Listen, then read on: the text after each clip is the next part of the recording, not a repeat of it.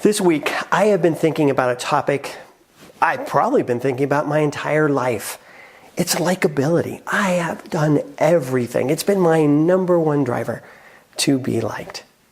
And today, I think I figured out a little bit more about the formula, and I want to share it with you. Because wanting to be liked has not only been my number one driver in all of my life, but it's also been my number one hindrance, my number one problem. Because I'm afraid people won't like me. And that fear has stopped me. It's held me back from doing everything I want to do, or trying new things, or doing things differently. Because I'm, again, worried about people liking me. But I think I've dialed it in, and I want to share that formula with you. And how I'm going to share that formula with you is I want to use the Game of Thrones. It's a popular show. It's a well-known show. There's just a wide range of awesome characters. And I think there'll be a great format for us to kind of play through, look through. What is the formula for likability? Hey, I'm Brett, your favorite shrink, and welcome to my 5 minds. This is your user's manual for your brain. This is where we're going to help you do more, be more, and feel better. The way we're going to do that is through a new neuropsychology called systemology. Today, particularly, what I want to work on is I want to teach you the formula for likability. Not that I'm likable, because that's not what this is about. I'm going to teach you how to increase and boost your likability. And we're going to use the Game of Thrones to do it. Now, the formula is actually quite old, quite ancient, and very simple. The formula follows what is called the law of love. Now, I'm sure you have heard the law of love a million times, but you just don't know it like that. So let me tell you what the law of love is. The law of love is that you need to love your neighbor as yourself. That creates a balance. And as you follow and find that balance, you will improve and increase your likability. So what we've done here is I've taken a graph, and I want you to fill it out later on for your homework, but I've taken a graph and I've created what's called a Johannian window, which is basically a graph with 4 squares. Nice, right? In the Johannian window, we're going to see 4 different quadrants. Quadrant number 1 is how much do you like yourself? It is hard for someone to like somebody when they don't like themselves. It's like kind of awkward, kind of weird. I like you, but you don't like you, so it's kind of a needy situation. It's also kind of hard to like somebody who likes themselves. They're just so full of themselves. I'm awesome. I'm the best. It's like, why do you need me to like you? You already like you. So those are the 2 extremes that we're going to put in our Johannian window. Below that, we're going to put 2 other parameters that kind of go along with the first 2. One is owning and feeling comfortable with your own power. It goes on the side of liking yourself. If you can acknowledge your strengths, if you can acknowledge what you're good at, people want to rejoice with you. Again, as long as you're not doing it too much, as long as you're not out of balance, and it's all about you. The other side is equally true, and this is where I used to always get stuck. It's being vulnerable. It's being able to show your weaknesses. It's being able to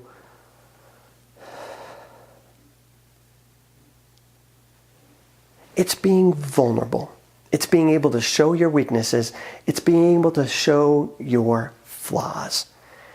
People that are likable can expose themselves, can let other people see, oops, I made a mistake, I pronounced that wrong. They can see their mistakes, and it makes them human. to a point. Because you can get too much on that side, can't you? Where all you are is just, I'm stupid, I'm weak, I'm an awful person. And that doesn't make somebody very likable either. So those are going to be our 4 parameters in our Johannian window. And that's going to help us formulate what is the balance point, which is probably in the middle, that makes you, me, and everybody else likable. The first 2 characters we're going to look at is Jaime Lannister and Samwell. Now these 2 are kind of like what I would say the epitome, the extremes, particularly when we first meet them. Jaime, self-absorbed, loves himself to a fault, loves himself in terms of that equation, loves himself too much. Believes in his own personal power, accessing his own personal power. He's always looking for more power. Sam's not powerful. Sam has no power about him. He's weak, he's scared, he's insecure, he's vulnerable. And he shows his vulnerability. He doesn't hide it. He shows it. It's what he is, who he is. And I would say he's a good person. He likes other people. Maybe to a fault. Maybe he likes other people even more than he likes himself. So we have these 2 extreme characters. If in terms of the law of love, you can see they're at the opposite ends. Now, as the show progresses, what happens? We begin to like Jaime more and more and more. And the reason why we start to like Jaime more is because he begins to show vulnerability. He begins to show his own humanity. And he begins to like other people. He begins to make connections with other people. And so he begins also to shift into the middle, into that place of balance, where he still has power, he still has self-love, he still loves himself, takes care of himself, thinks about himself, but now he's starting to think about others. And he's also starting to show more of his humanity, more of his brokenness, more of his weaknesses. Samwell starts to move over to the middle as well. He's kind of given a task to take care of this girl. And he has to, really love her. But to do that, he has to find his own strength. He has to get away from his vulnerabilities and get away from his weaknesses and get away from no longer believing in himself. He has to believe in himself to help her. Now let me give you some characters that never move, and we never really like them, ever. Ramsay and Cersei. 2 characters we hate. It's 2 characters we like to hate. Their likability is in their dislike. These are 2 characters that never shift off point. They rise and fall in power, especially Cersei, but we never like her because she never shifts from her place of loving herself. She never learns to really love other people. Ramsay, no way. He's always about himself, what he needs, what he wants. It's a selfish, self-centered love. If you can serve his needs, he'll keep you around. But if you don't serve his needs, if he doesn't like you, you're dead. Those kind of characters, they never become likable because they never shift from this far extreme. So let's talk about 3 characters that we do like and we always like throughout the show because they have a good balance about them. Tyrion Lannister, Daenerys, and Jon Snow. These are 3 characters that are always shifting in these different dynamics. We first look at Jon Snow, and he's a bastard. He's kind of a misfit. He doesn't quite fit into his own family, and he's sent off to the Night's Watch. And there, he has to come to grips with his own power. He's a good leader. He's a natural fighter. He's talented as a fighter. He has a lot of good training as a fighter. That he has to embrace his power there. He's one of the best. And that's what makes him likable. But he's also vulnerable. He's also cares about other people. Again, that's what makes him so likable as a character. Tyrion Lannister. I think he's one of my favorite characters. I have always liked him. Why? Well, he's got power, but he doesn't flaunt it. At some points, he's kind of self-absorbed and he's kind of focused on himself. But it's not really in a selfish way. It's more in a self-soothing way. Because inside, he has vulnerability and he shows his vulnerability. The other thing we love about Tyrion, he cares about other people. He may act like it, he may kind of put on the bluster airs, but ultimately it comes down to he likes other people. And we like him because of it. Then Daenerys, one of the great stars of the show. Why do we like her? She's always falling in and out of power. She's always shifting from great heights to great lows. And she does it gracefully.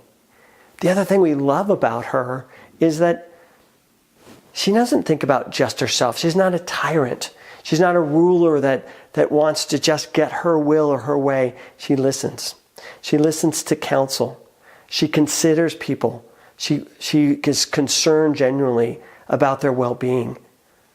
And not that it's always seen or not that it's always recognized by people, but that's her ultimate kind of focus, is that she wants to be good and do good for people, to use her power for good.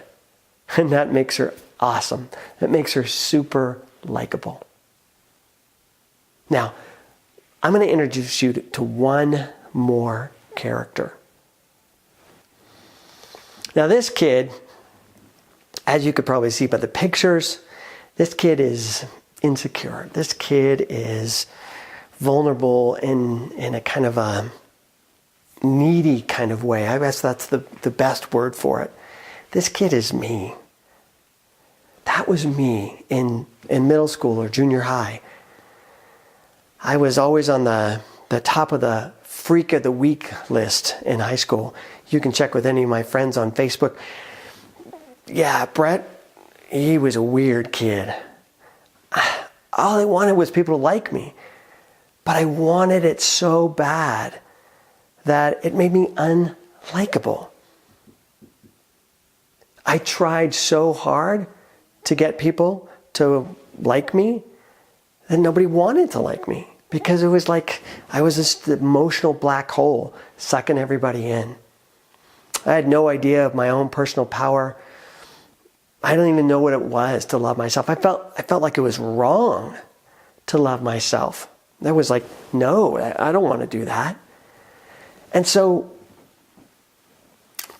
not very popular, not very cool for sure, and not very successful.